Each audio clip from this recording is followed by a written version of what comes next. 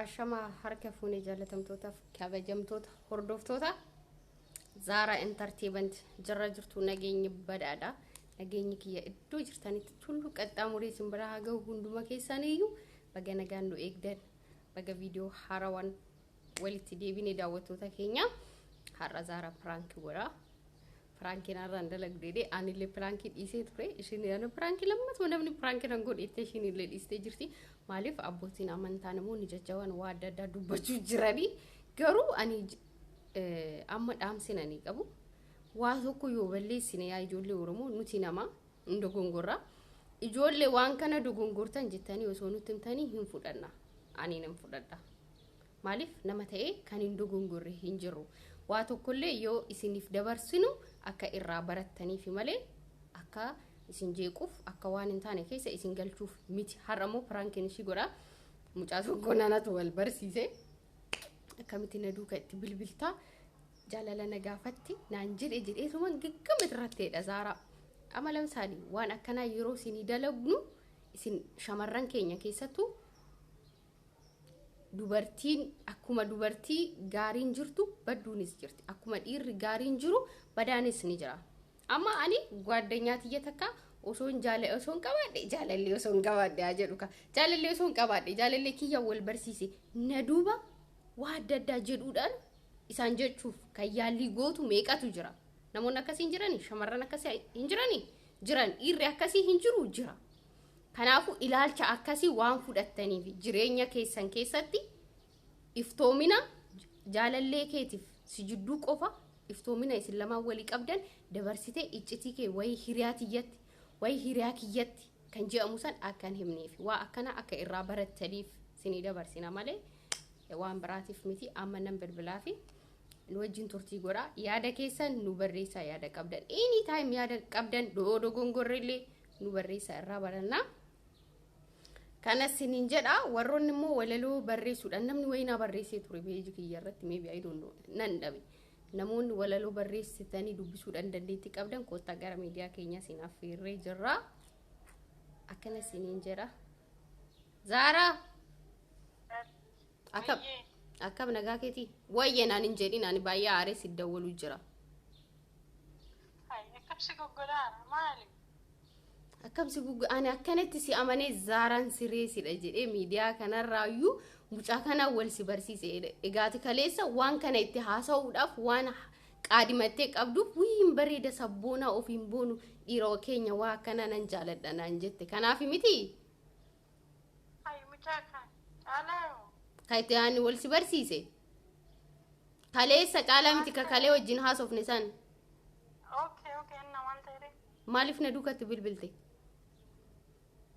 yoo itti bilbile wanta nadda walte sin jedhee way good naan jedhee sin jedhee miti maaliif itti bilbilte maaliif itti barreessite ani si amanee si wal si barsiise miti ati ana duuka maaliif itti haasofta waa dhumatamoo yoo itti dawwale asla nutti hin dawwalle osuma itti dawwale yoo dhumatamoo akkam si goggodan way good maaliif itti dawwalteen jedhe bar ani Zara mucaa kana ofiin boona hedduu jaaladha sabboonadha sin jedhe ha sabboonni isaa samitti dhayani maal godhare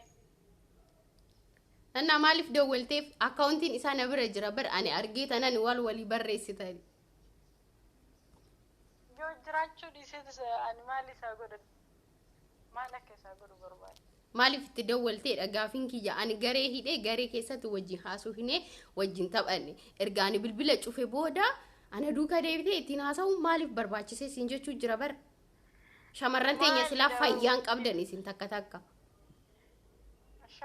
shamarran maal taate ana wajji haasaa jirta shamarran irraa guri ka maaltu si uttaalchisa suuta jedhi na gaafadhu waan na gaafachuu barbaadde si gaafadhe bar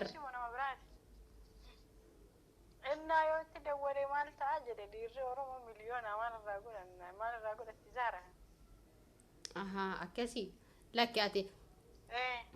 lakki jechoonni ati yeroo sannaan jettee fi san booda itti bilbiluun kee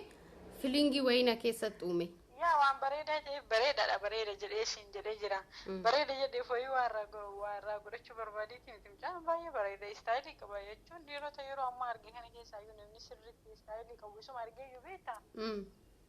waa inni bareeda ta'eef bareedaa siin jedhe bareedaadha siin jechuu fi wanti biraa tokko miti bareedeef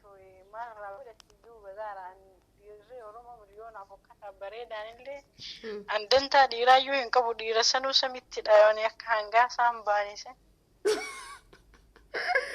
Okay, waa biraan jennee yaaduma bilbilteef dinqisiifachuudhaaf anuyyuu hin bareeda si jedhe mucaa kana beekte bakka akkamnatti tola beekte dhiirumti dhiira jedhee anuyyuu bakka onnee dhiiraa qabda beekte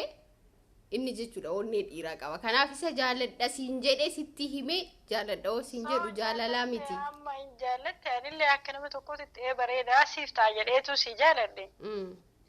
Mucaan nama bareeda si akka bareeda amma dhiironni tokko bareeda qabaatanii wanta biraa waan si jibbisiisu qabanii si galee.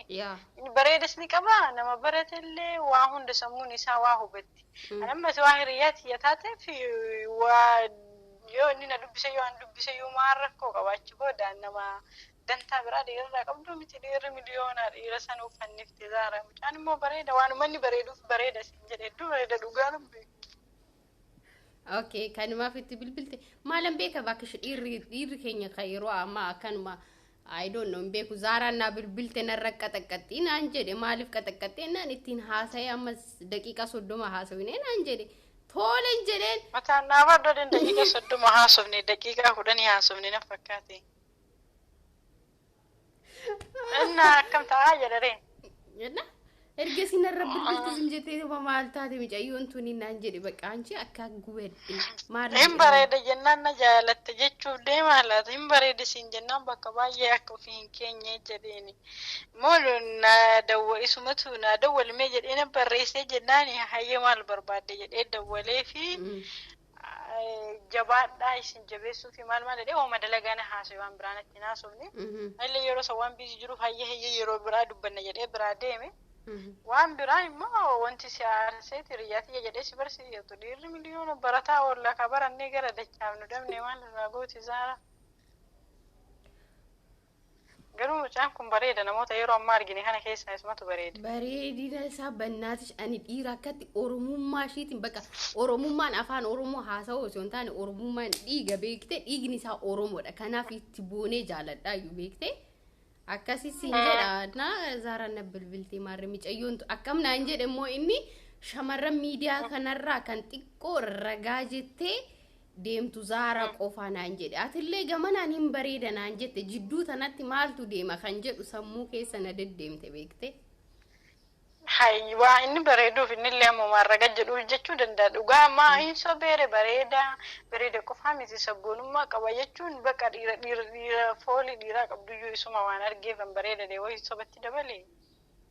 Dhiirota yeroo ammaa hin bareeda yurbaan bareeda fiizikaala qofa osoo hin taane bakka nama waa hubatu nama dubbatee waa amansiisu nama hin jiraami bakka nama waa hunda bareeda jedhamee waamamuudha. Kanaaf bareedaadha jedhe. Du'aayi godhimee abbaa manaa akkasii akka nu kennu bannaatish dhiira akkana tiriit nama godhu dhiira akkana obbolummaa nama waliin haasa'u dhiira akkana iftoomina qabu yaa